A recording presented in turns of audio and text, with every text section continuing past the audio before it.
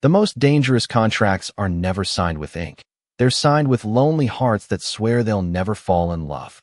Nathan Brooks had spent his entire adult life believing that emotions were expensive liabilities. At 34, the white billionaire had transformed Brooks Capital into one of the fastest-growing investment firms in America, built on impossible deadlines, ruthless negotiations, and the simple rule that every problem had a solution if the price was right. Love, however, had never fit inside a spreadsheet. On a gray Tuesday morning in downtown Chicago, the floor-to-ceiling windows of the executive boardroom overlooked Lake Michigan, but nobody was admiring the view. 12 board members sat around the polished walnut table, their expressions tense as a presentation flickered across the massive screen. Nathan remained standing at the head of the room, perfectly composed in a navy-tailored suit, his blue eyes focused on the final slide. Then Richard Holloway, the oldest board member, slowly folded his glasses and broke the silence. The Harrison family wants stability, Nathan. They're not just merging with your company. They're merging with your image. Nathan didn't answer immediately. Richard continued. They expect a family man, a future they can trust. Their daughter built this condition into the agreement years ago after what happened with their previous partners. Another director cleared his throat. If you're still publicly single by the charity gala next Saturday, they'll walk away from the $8 billion merger. $8 billion. Thousands of employees. Years of preparation. All hanging on one absurd condition. Nathan let out the faintest breath before saying quietly, "So you're telling me I need a fiancée?" "A believable one," Richard corrected. The room fell silent again. Nathan picked up the merger folder, closed it with one smooth motion, and walked toward the windows. Below him, the city moved with perfect indifference. Taxis crawled through traffic. Office workers hurried beneath umbrellas. Somewhere among those ordinary lives, people probably still believed love happened naturally. He almost envied them. "How long?" Nathan finally asked. 72 hours, Richard replied. After that, the Harrison family makes their final decision. Nathan gave one small nod. "Then I'll solve it." Meanwhile, nearly 6 miles away in the quiet neighborhood of Lincoln Square, Claire Bennett was trying to keep her own life from quietly falling apart. The little independent bookstore where she worked smelled of old paper, coffee, and cedar shelves polished by decades of careful hands. It wasn't glamorous, but it felt like home. Claire loved recommending novels to strangers, sketching watercolor bookmarks during slow afternoons, and teaching children's art classes twice a week at the community center. None of those jobs, unfortunately, paid enough to cover the growing stack of medical bills sitting unopened inside her apartment. Her mother's recent heart surgery had emptied every savings account Claire had ever built. As she arranged a display of classic American novels near the front window, her landlord's voicemail appeared again on her phone. She didn't play it. She already knew every word. Rent was 12 days overdue. Another customer entered, an elderly gentleman searching for a birthday gift for his granddaughter. Claire greeted him with the same warm smile she offered everyone, never letting the weight in her chest reach her face. Kindness cost nothing, she often reminded herself. By late afternoon, heavy rain painted silver streaks across the bookstore windows. Claire locked the front door after closing and carried a box of donated books toward her aging Honda parked across the street. At that exact moment, less than half a block away, a crowd suddenly gathered near the entrance of an upscale hotel where television cameras flashed beneath black umbrellas. Nathan Brooks had just stepped out for an unexpected press interview about the merger rumors. He barely noticed the reporters shouting his name until one microphone stand tipped sideways on the slick sidewalk, sending cameras, cables, and startled photographers stumbling into confusion. Nathan instinctively stepped back, but before anyone else reacted, Claire hurried across the rain-soaked sidewalk, setting her heavy box onto a bench as she helped an elderly cameraman regain his balance and quietly organized the tangled equipment with calm efficiency. She never once realized the tall man watching her from only a few feet away had exactly 72 hours to find the woman who might change the future of his company. And, without either of them knowing it yet, the future of his heart. Nathan did not believe in coincidences, but he believed in paying attention to people who acted with kindness when nobody was watching. Standing beneath the entrance canopy of the hotel, while assistants hurried around him, He watched Claire Bennett lift the fallen camera without worrying about the expensive rain soaking through her light blue sweater. She checked on the elderly cameraman first, smiled with quiet reassurance, then patiently untangled the microphone cables before handing everything back as though helping strangers was the most ordinary thing in the world. She never looked toward the television cameras. She never tried to introduce herself. She simply picked up her box of books and disappeared into the rain. "Who is she?" Nathan asked. His chief of staff, Olivia Grant, followed his gaze but found only the busy sidewalk. "I can find out." "Do it." Less than 24 hours later, Olivia stepped into Nathan's office carrying a slim folder. Her name is Claire Bennett, 27, lives alone in Lincoln Square. She works at Hawthorne Books and teaches community art classes 2 evenings a week. No criminal record. Excellent references. She has been caring for her mother after heart surgery. Nathan slowly flipped through the pages. There were no glamorous photographs.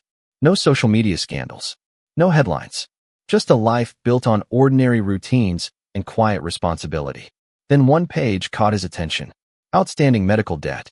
Past due rent. Nathan closed the folder. Set up a meeting. Olivia raised an eyebrow. "Should I tell her who you are?" Nathan looked out across the Chicago skyline. "Yes. I do not have time for games." Claire almost ignored the invitation. When Olivia introduced herself over the phone and explained that Nathan Brooks wanted to discuss a business opportunity, Claire assumed someone was playing a prank. Billionaires did not invite bookstore employees to private meetings. Yet curiosity eventually outweighed disbelief. The following afternoon, she entered Brooks Capital for the first time. Everything inside the skyscraper reflected polished marble, brushed steel, and quiet confidence. Even the reception area felt more like an art museum than an office. Claire glanced down at her modest cream blouse and dark slacks, suddenly aware that everyone around her looked as though they belonged in financial magazines. Olivia greeted her warmly and escorted her through silent hallways until they reached the executive floor. Nathan stood beside the windows with his back turned. When he heard the door close, he faced her with the same calm expression she remembered from the rainy sidewalk. "Miss Bennett." Claire nodded politely. "Mr. Brooks, thank you for coming.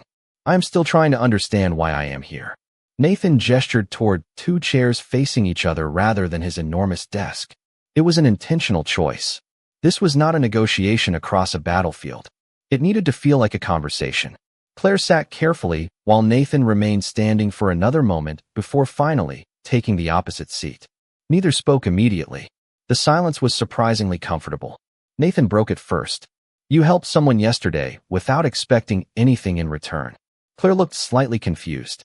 "Anyone would have done the same." "No," Nathan answered gently. "Most people kept walking." She shrugged with a small smile. "Maybe they were busy." Nathan noticed how naturally she defended complete strangers. It was unusual. "Miss Bennett, I have a proposal." Claire laughed nervously. That sentence usually comes before something unbelievable. "It probably will." He folded his hands together. "I need someone to pretend to be my fiancé for 6 months." Claire blinked once, then twice. She waited for him to smile. He did not. "You are serious." "Completely." She stared at him for several long seconds before letting out one astonished breath. "You cannot honestly expect a complete stranger to agree to something like that." Nathan remained composed. "No. I expect you to hear the full offer before deciding." Olivia quietly entered, placing a leather folder on the table before leaving without a word. Nathan slid it toward Claire. "This agreement includes financial compensation sufficient to eliminate your mother's medical debt, pay your rent for the next 2 years, and provide additional income for your time." Claire did not touch the folder. Her eyes stayed fixed on Nathan instead. "You investigated my life. Enough to know you are honest. Or desperate." Nathan paused. Both can be true. His honesty caught her off guard. She finally opened the folder, but instead of reading the payment details, she noticed something else. A page titled Conditions. No romantic expectations. Separate private bedrooms. Complete personal boundaries. Confidentiality. Public appearances only as mutually agreed. The arrangement would automatically end after 6 months. Claire slowly looked back up. "You planned every detail." Nathan gave a faint smile that barely reached his eyes. "Business always requires clear expectations." Claire closed the folder gently and whispered, almost to herself, "Business, maybe, But people are never that simple.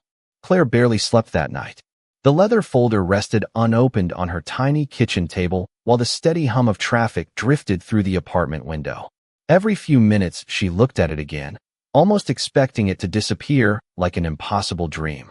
Instead, the unpaid medical bills remained beside it, along with the final notice from her landlord and a handwritten grocery list that had become shorter every week.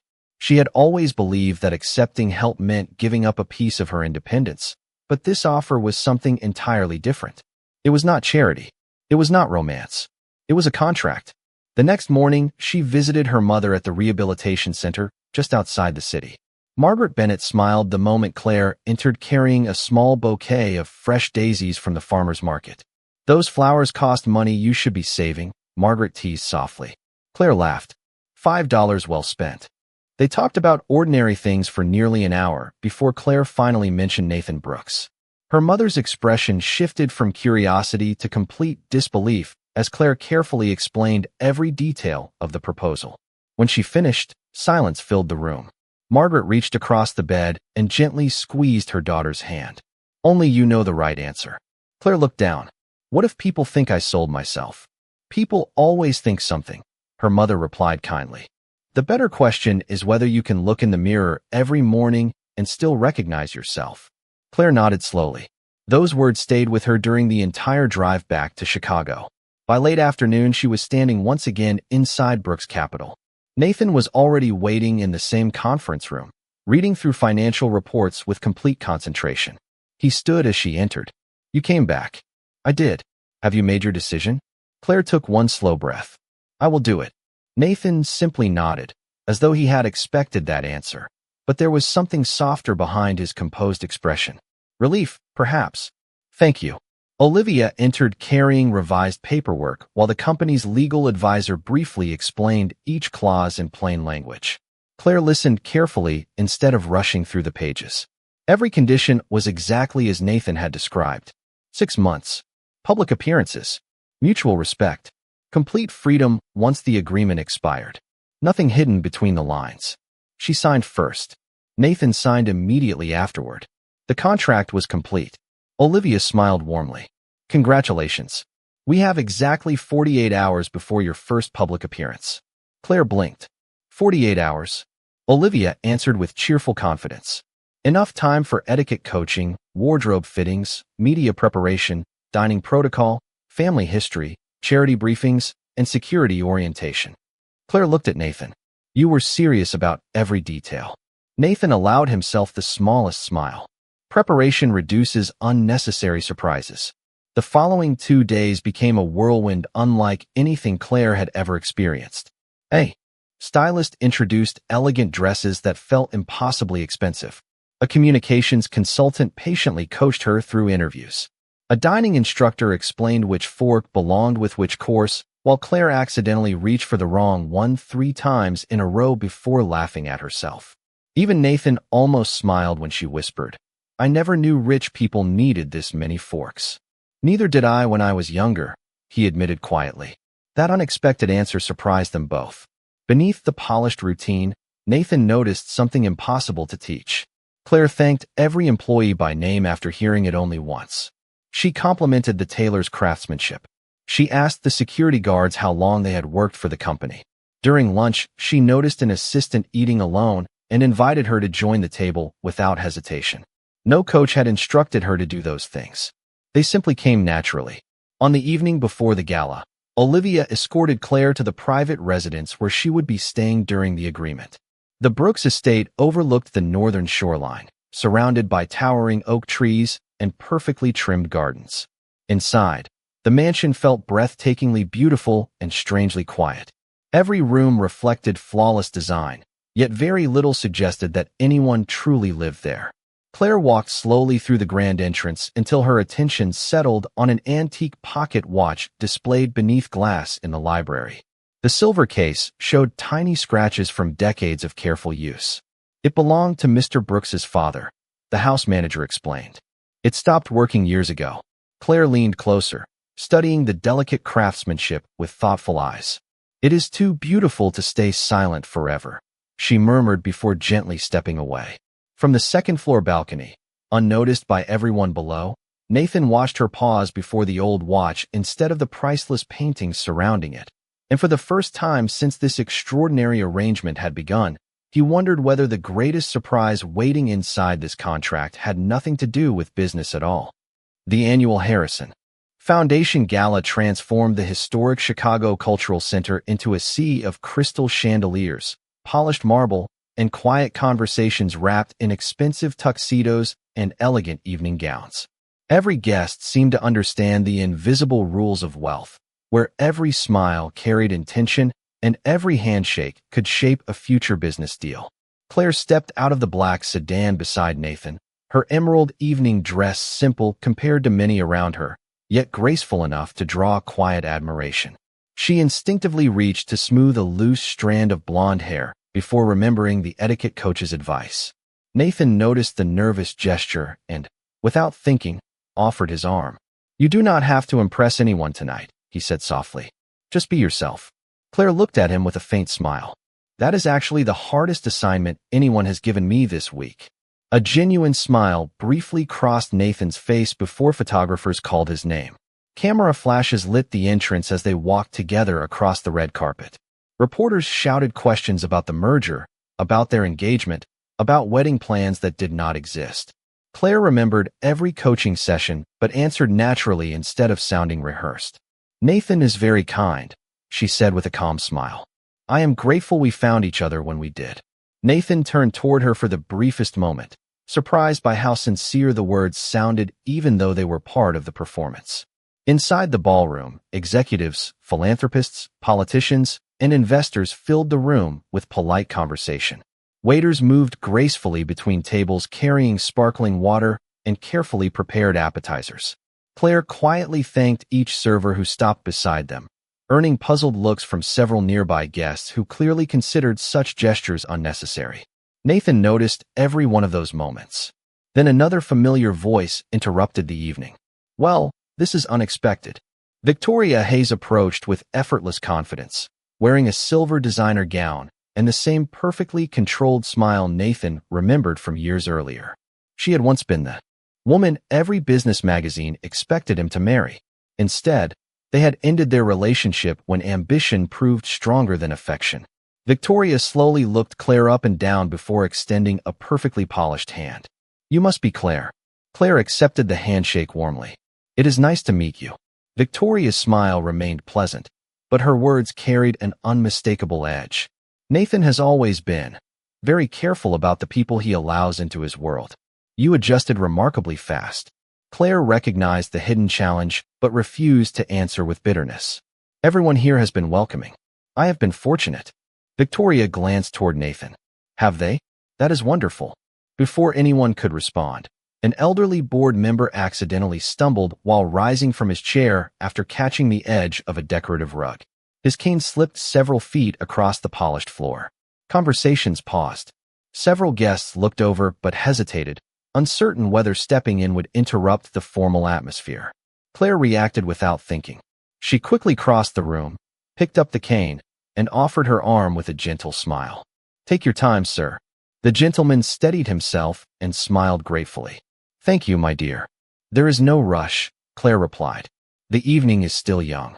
Around the ballroom, dozens of quiet conversations resumed, but something had subtly changed.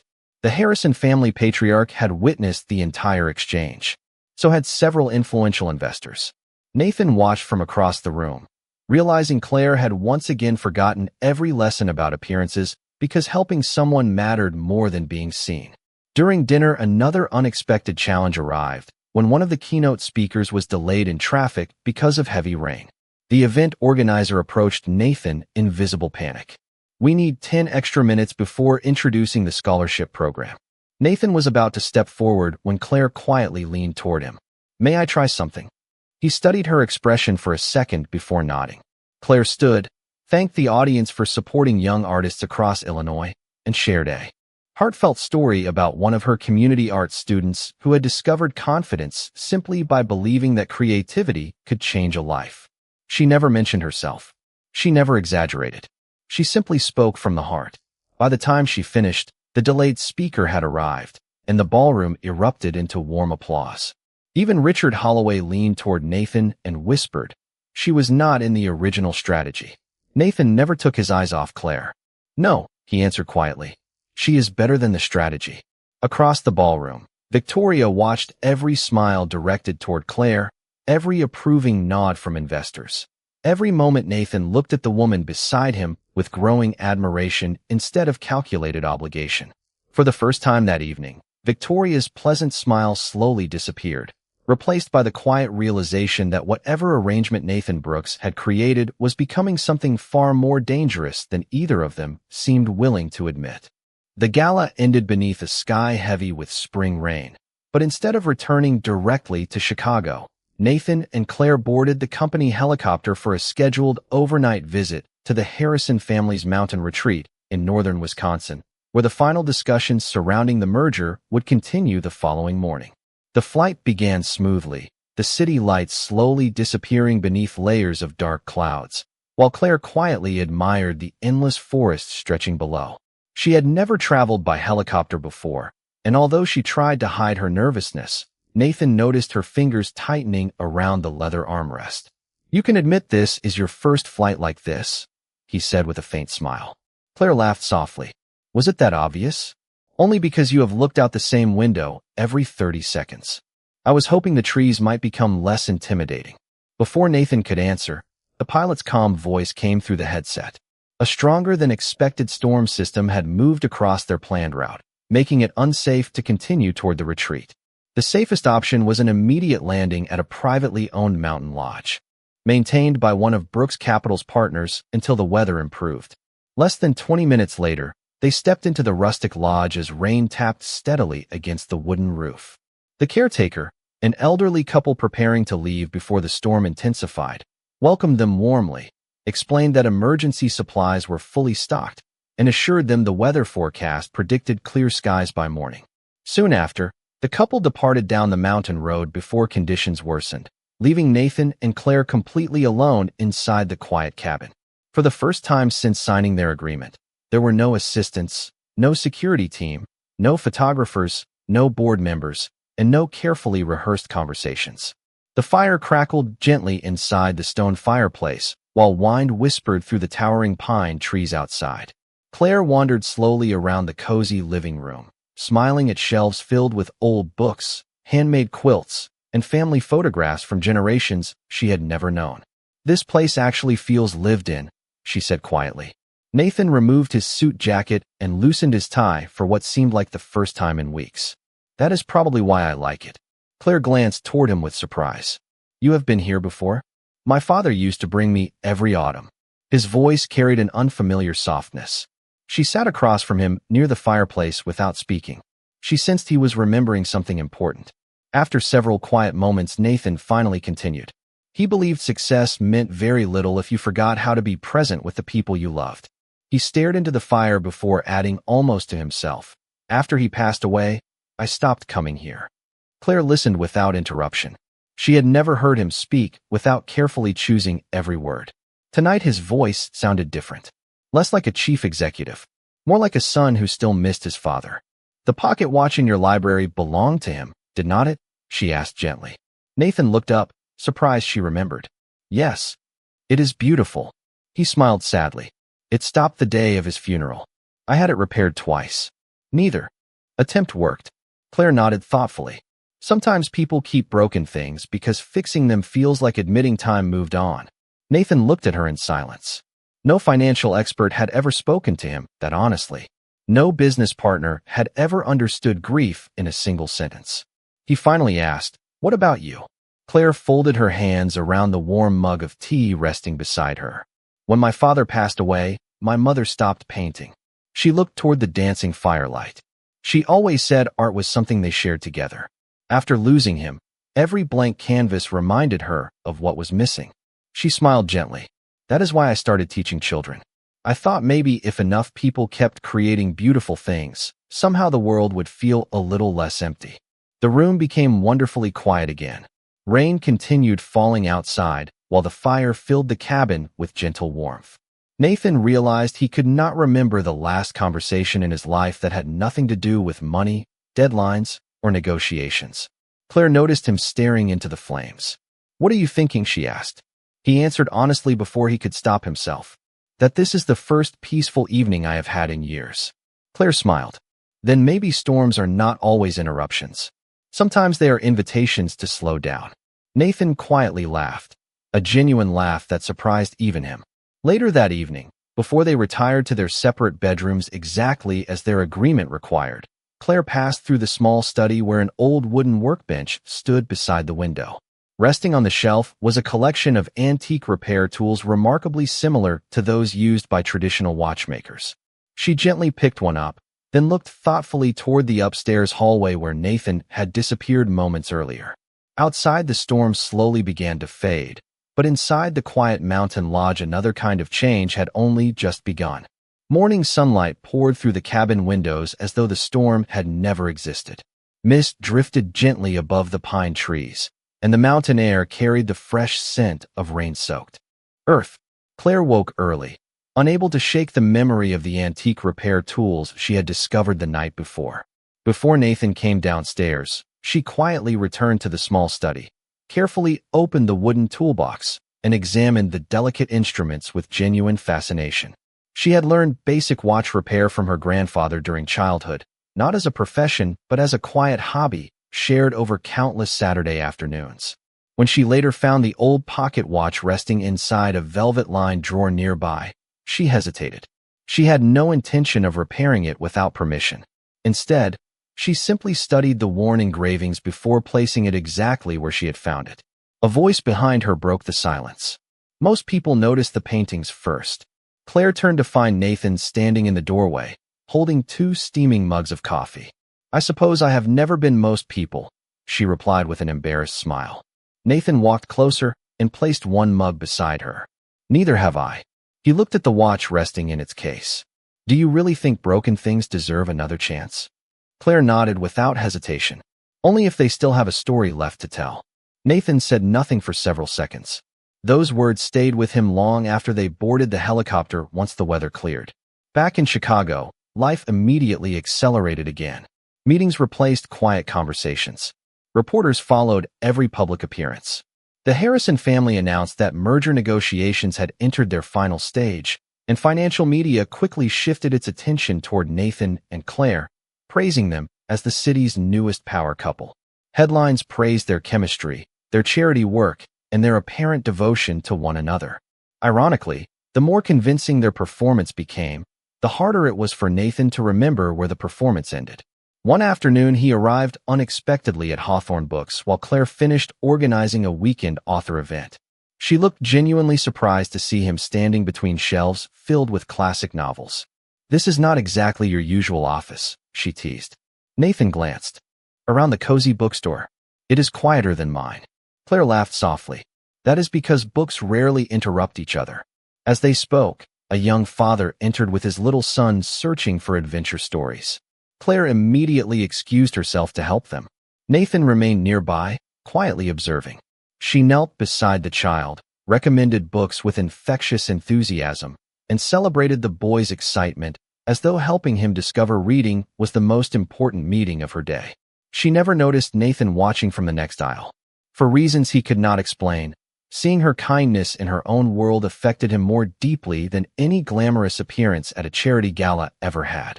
On the drive back to Brooks Capital, neither spoke for several minutes. Finally, Nathan admitted, "I understand now why people trust you so easily."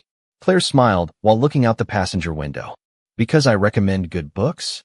"Because you make people feel seen." The compliment caught her completely off guard. She quietly changed the subject before her emotions became too obvious. Meanwhile, across the city, Victoria Hayes sat inside her downtown office reviewing photographs from the gala and recent media coverage. Every article described Claire as authentic, refreshing, and surprisingly beloved by employees, investors, and the Harrison family alike. Victoria closed the magazine with growing frustration. Something about the relationship no longer felt like a carefully managed business arrangement. It looked real. That possibility unsettled her more than she cared to admit. She instructed a private investigator to begin examining every detail surrounding Nathan's sudden engagement. "People do not change this quickly," she said calmly. Find out what they are hiding. Days later, while preparing for another public event, Claire returned to the Brooks estate and once again paused before the silent pocket watch displayed in the library. Nathan entered carrying several briefing documents, but stopped when he saw her studying it again. Without speaking, he unlocked the glass case and gently placed the watch into her hands. Take a closer look. Claire examined the mechanism carefully, turning it over beneath the afternoon light. After several thoughtful moments, she smiled. The movement is not ruined. Nathan looked surprised. It is not.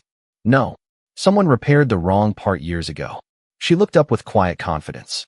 If you trust me, I think I can make it run again. Nathan stared first at the watch, then at Claire. For the first time in many years, he realized trust was no longer something he negotiated in boardrooms. Somehow, without either of them noticing when it happened, he had already placed it in her hands. Claire carried the pocket watch into the sunlit conservatory overlooking the gardens, where a small wooden table offered both quiet and steady natural light. Nathan placed the original velvet box beside her without saying a word, then watched as she carefully opened the silver case. She handled it with remarkable patience, never rushing, never forcing a single movement. Using a small magnifying lens borrowed from the estate's maintenance workshop, she examined every tiny gear before smiling almost to herself. The spring is fine, she whispered. The balance wheel was aligned incorrectly after the last repair. Nathan folded his arms, fascinated less by the watch than by the calm confidence on her face. How do you know all this? Claire continued, working with gentle precision. My grandfather repaired clocks in a little shop outside Madison. When I was 9 years old, he told me every watch had its own personality. He said you could not force it to work. You had to understand why it stopped. Nathan remained silent as she carefully adjusted one delicate component no larger than a grain of rice. Several long minutes passed before Claire slowly wound the crown. Both of them listened. At first there was nothing. Then, almost too quietly to notice, a single steady tick echoed through the room. Tick, tick, tick. Nathan's eyes widened in disbelief. The watch that had remained silent for years was alive again. Claire smiled with genuine satisfaction before placing it carefully into his hand. It never forgot how to keep time, she said softly. Someone simply needed to listen before trying to fix it. Nathan stared at the moving hands, unable to find the right words. The watch no longer felt like an object. It felt like a conversation with his father that had finally resumed after years of silence. Thank you, he said quietly. You gave me something I thought was gone forever. Claire shook her head gently. I only reminded it how to do what it already knew. From the hallway, Olivia paused after witnessing the exchange from a distance. She had worked beside Nathan for nearly a decade and could not remember seeing him look at anyone with such quiet admiration. She smiled to herself before continuing toward another meeting. Unfortunately, someone else had also been watching from much farther away. Victoria's investigator had spent weeks collecting photographs, interviewing former employees, and tracing every public appearance Nathan and Claire had made together. Although he found nothing improper, one discovery immediately caught Victoria's attention.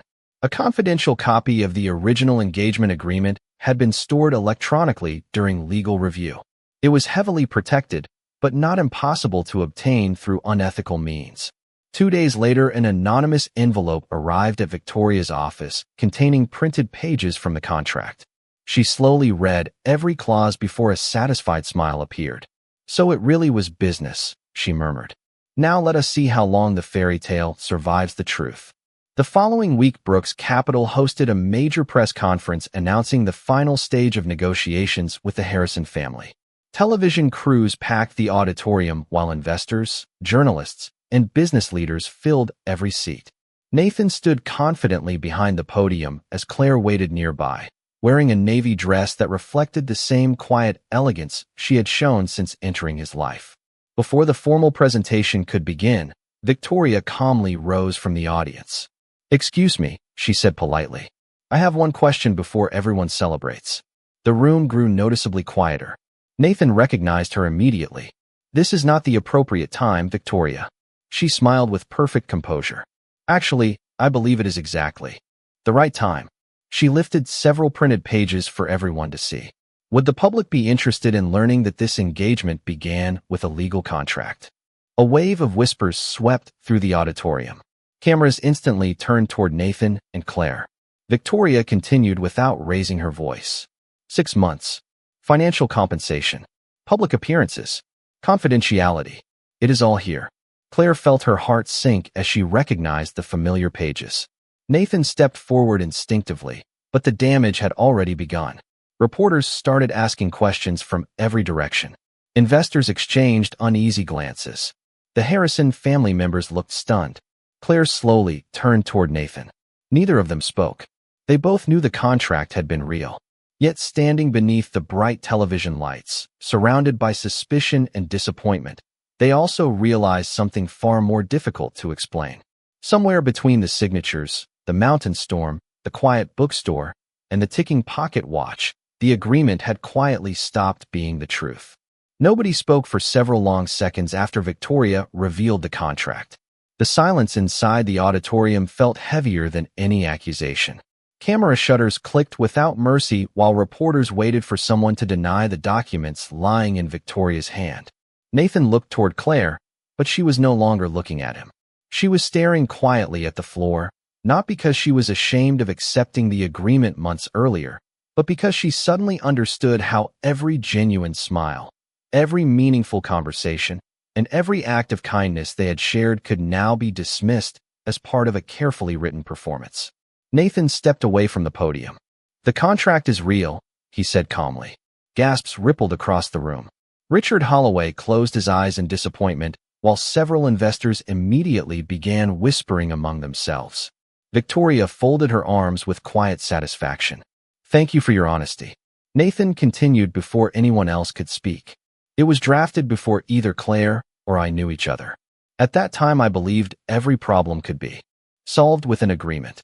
A reporter interrupted. "So your engagement was fake?" Nathan hesitated. For the first time in years, he did not have a prepared answer. Claire finally lifted her eyes toward him. She wanted him to tell the truth, whatever that truth had become. Nathan slowly looked around the room before answering. "It started that way." The words landed like falling glass. Claire closed her eyes for only a brief moment. She understood why he had answered honestly, yet hearing those words spoken aloud still hurt more than she expected. Without saying anything, she quietly stepped away from the stage and walked toward the nearest exit. Nathan instinctively started after her, but Richard gently placed a hand on his arm.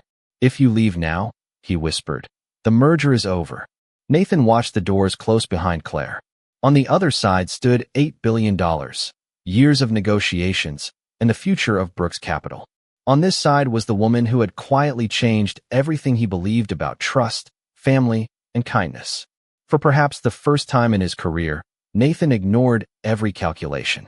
He removed the microphone from his jacket, placed it on the podium, and walked straight toward the exit. Reporters shouted his name. Investors called after him. Nobody stopped him. Claire stood alone outside beneath the covered entrance as light rain began falling across the city once again. She heard footsteps behind her, but did not turn around immediately.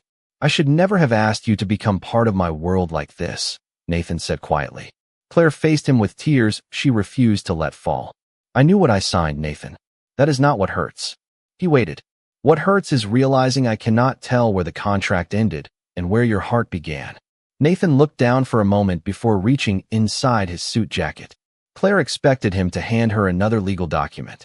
Instead, he carefully removed the folded agreement that had started everything. The pages showed the same signatures, the same carefully written conditions, and the same promises that once seemed so logical. Nathan looked at them for only a second before slowly tearing the contract into several pieces. The rain immediately carried the fragments across the stone walkway. Claire stared in complete silence. "I spent my whole life believing control was the safest way to live," Nathan said softly.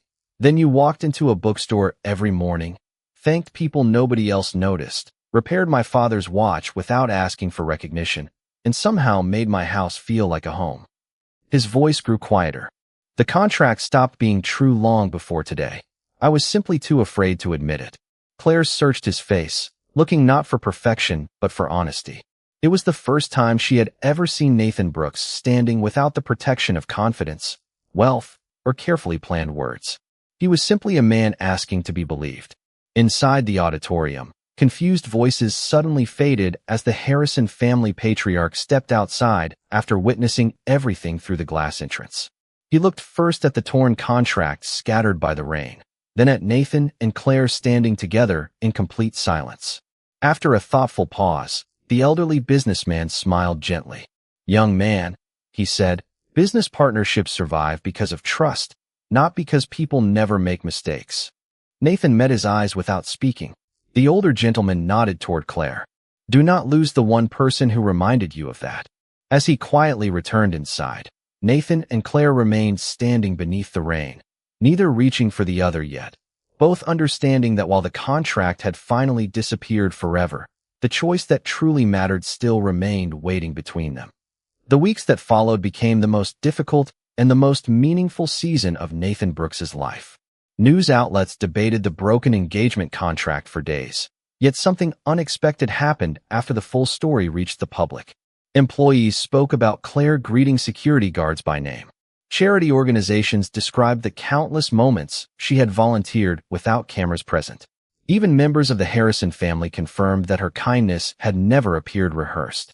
Little by little, public opinion shifted away from the contract itself and toward the character both of them had shown after the truth emerged.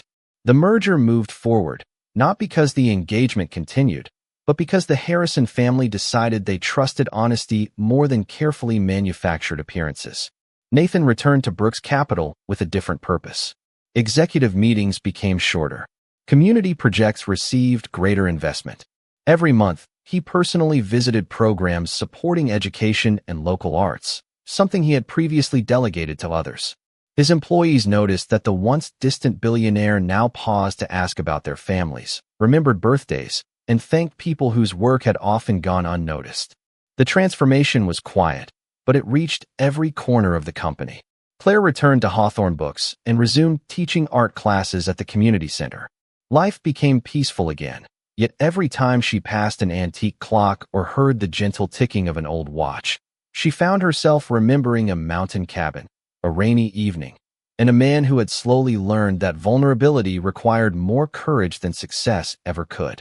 Nearly 1 year later, the Brooks Foundation announced the opening of a new arts initiative for young creators across Illinois. Hundreds of guests gathered inside a beautifully restored historic train station transformed into a public art gallery. Paintings created by students from neighborhoods across Chicago filled the walls, each one celebrating hope, resilience, and imagination. Claire had been invited as one of the volunteer instructors whose students were exhibiting their work. She accepted without expecting anything beyond another opportunity to encourage young artists. As she entered the gallery, she immediately noticed something unusual at the center of the room. Inside a glass display rested the silver pocket watch she had repaired months earlier. It was no longer silent. The steady rhythm of its movement echoed gently through the quiet space, accompanied by a small engraved plaque. It read, "Some treasures are never truly broken.